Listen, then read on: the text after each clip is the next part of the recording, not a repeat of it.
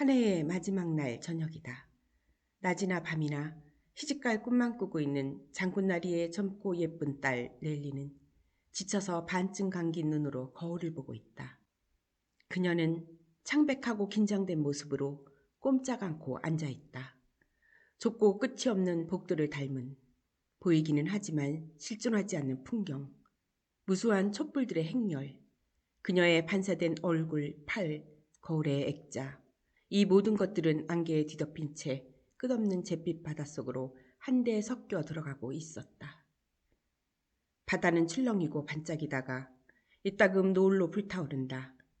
넬리의 움직임 없는 눈동자와 벌어진 입을 보느라면 그녀가 자고 있는지 깨어 있는지 분간하기 힘들지만 어쨌든 그녀는 보고 있다. 처음에 그녀는 단지 누군가의 부드럽고 매혹적인 눈웃음을 보는 듯 했으나 나중에는 출렁이는 잿빛 배경 위에서 점점 선명해지는 머리의 윤곽 그리고 얼굴과 눈썹과 턱수염을 본다. 그 사람이다. 오랜 동경과 희망의 대상. 그녀의 약혼자다. 약혼자는 넬리의 전부였다. 그는 인생의 의미이며 개인적인 행복이며 성공이며 운명이다. 그가 없는 세상에는 이 잿빛 배경처럼 암흑과 공허와 무의미만이 있을 뿐이다. 자기 앞에서 미소 짓고 있는 이 아름다운 얼굴을 보면서 그녀가 황홀해하는 것도 그 어떤 말이나 글로 표현할 수 없는 달콤한 혼란을 느끼는 것도 전혀 이상한 일이 아니다. 그녀는 그의 목소리를 듣고 한 지붕 아래서 그와 함께 사는 장면을 본다. 차츰차츰 자신의 삶이 그의 삶과 결합되어 가는 것을 본다. 잿빛 배경 위로 세월이 주마등처럼 흘러간다. 그리하여 넬리는 자신의 미래를 낱낱이 뚜렷하게 본다. 지금 그녀는 어느 추운 겨울밤 의사인 스테판 누키치의 집 대문을 두드리는 것을 보고 있다. 의사의 방 창문에는 불빛이 보이지 않는다. 주변에는 정적이 감돌고 있다. 제발, 제발. 마침내 문이 열린다. 넬리는 자기 앞에 의사선생 댁의 요리사가 서 있는 것을 본다. 선생님 집에 계세요? 주무시는데요. 방금 전염병 환자를 진찰하고 돌아오셨거든요.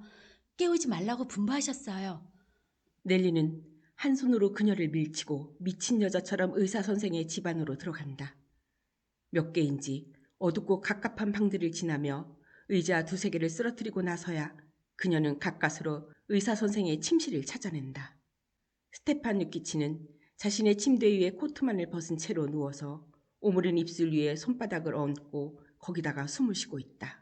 난 남편이 아파요. 스테판 누키치는 말이 없다. 그는 느릿느릿 일어나서 주먹진 손에 머리를 기대고 잠이 덜 깬 멍한 눈동자로 그녀를 응시한다. 남편이 아파요. 제발 같이 가요. 빨리요. 가능한 한 빨리요. 네? 같이 가요. 지금 당장. 안 그러면 제발이요. 걱정으로 파랗게 질린 넬리는 눈물을 삼키고 숨을 몰아쉬며 남편의 갑작스러운 발병과 자신의 표현할 길 없는 공포를 의사 선생에게 설명하기 시작한다. 내일 가지요. 그럴 순 없어요. 남편은 티푸스예요. 지금 선생님이 필요해요. 나는 방금 돌아왔어요. 3일 동안 전염병 지역에 있다 왔어요. 지쳤을 뿐만 아니라 나 자신도 병이 났어요. 도저히 갈 수가 없어요. 도저히. 내가 바로 나 자신이 전염됐단 말입니다. 자, 몹시오. 의사는 넬리의 눈앞에 체온계를 내민다. 체온이 40도에 가까워요.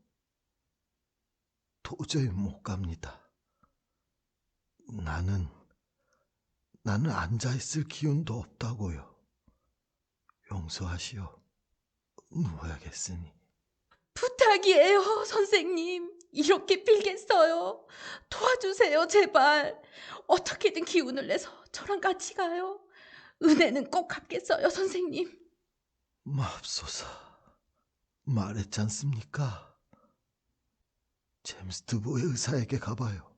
그건 불가능해요. 제임스 두보는 여기서 25베르스타나 떨어져 있고 시간이 없어요. 우리 집에서 여기까지 40베르스타를 왔는데 여기서 제임스 두보의 의사에게 가려면 또 그만큼을 가야 할지 몰라요. 안 돼요. 불가능해요. 같이 가요. 스테판 루키치. 저에게 용기를 보여주세요. 어쩌라는 건지 이렇게 열이 펄펄 나고 머리가 빙빙 도는데 이해를 못하는군. 안 되겠소. 날 내버려둬요. 하지만 선생님은 가야 돼요. 안 가곤 못 베길 거예요. 이건 이기주의라고요. 사람은 이웃을 위해 목숨도 버릴 수 있어야 돼요. 그런데도 선생님은 안 가시겠다는 겁니까? 선생님을 고발하겠어요. 넬리는 자신이 모욕적이고 얼토당토하는 말을 지어내고 있다고 느꼈지만 남편을 구하기 위해서는 논리나 절제도 다른 사람에 대한 이해도 잊을 준비가 되어 있었다. 의사는 찬물 한 잔을 벌컥벌컥 마시는 것으로 그녀의 협박에 대한 대답을 대신한다. 여기 코트 있어요. 제가 입혀드릴게요. 자, 됐어요. 가세요. 평생 은혜를 잊지 않을게요. 하지만 코트를 입고 나더니 의사는 다시 자리에 눕는다. 넬리는 그를 일으켜서 현관으로 끌고 간다. 현관에서 겨울 덧신과 터레트를 입히느라 길고 긴 실랑이를 벌인다. 그리하여 마침내 마차에 오른다. 이제 40베르스타를 타고 가기만 하면 그녀의 남편은 치료를 받을 수 있을 것이다. 바깥은 칠흑 같은 어둠으로 덮여서 코앞도 분간할 수 없다. 냉랭한 겨울바람이 분다. 마차 바퀴는 얼어붙은 구름 위를 구르고 있다.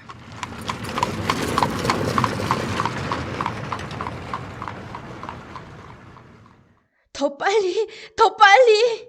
새벽 5시가 가까울 때쯤 지친 말들은 마당으로 들어선다. 마침내 집에 온 것이다. 그녀는 스테판 루키치를 식당에 있는 소파에 앉히며 말한다. 몸을 녹이고 계세요. 저는 그 이가 어떻게 됐는지 보고 올게요.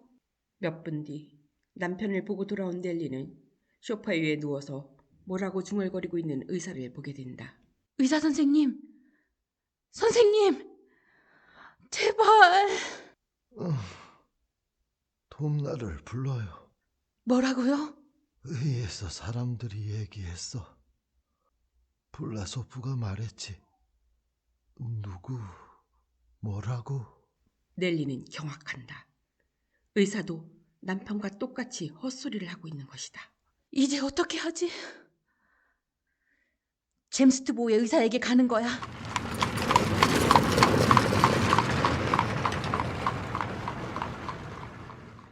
다시 칠흑 같은 어둠과 살을 내는 찬바람과 얼어붙은 구름들이 이어진다.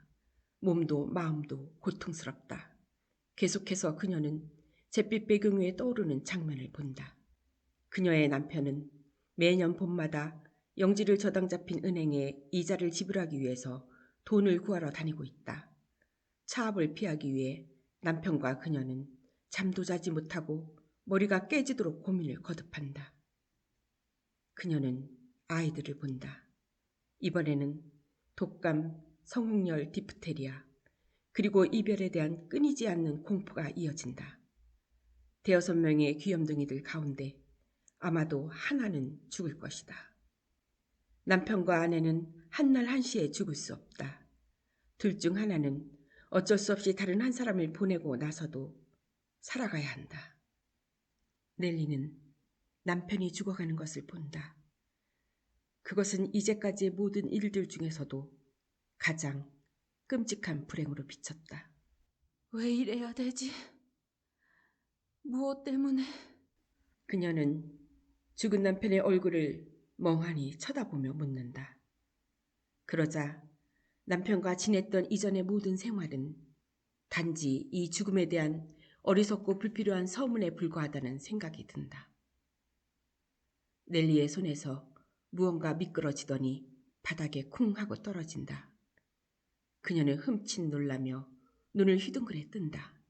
그녀는 거울 하나가 발밑에 있고 또 하나는 이전처럼 테이블 위에 놓여있는 것을 본다. 그녀는 거울 속에서 눈물로 얼룩진 창백한 얼굴을 본다. 잿빛 배경은 간데없이 사라졌다. 내가 잠이 들었었나 보다.